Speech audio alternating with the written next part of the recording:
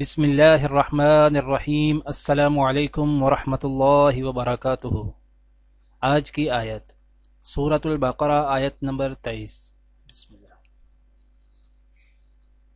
وَإِن كُنتُمْ فِي رَيْبٍ مِّمَّا نَزَّلْنَا عَلَىٰ عَبْدِنَا فَأْتُوا بِسُورَةٍ مِّن مِّثْلِهِ وَادْعُوا شُهَدَاءَكُم مِّن دُونِ اللَّهِ إِن كُنتُمْ صَادِقِينَ۔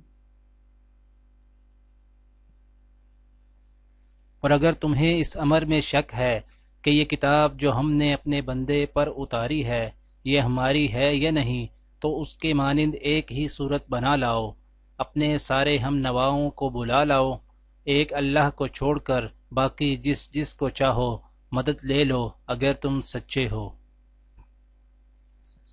آج کی دعا۔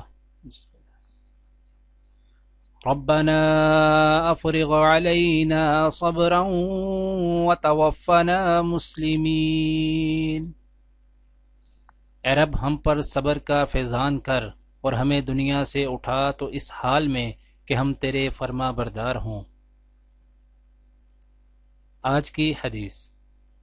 حضرت ابو طلحہ رضی اللہ تعالی عنہ بیان کرتے ہیں کہ میں نے رسول اللہ صلی اللہ علیہ وآلہ وسلم سے سنا، آپ صلی اللہ علیہ وسلم نے فرمایا، فرشتے اس گھر میں داخل نہیں ہوتے جس میں کتے ہوں، اور اس میں بھی نہیں جس میں جاندار کی تصویر ہو۔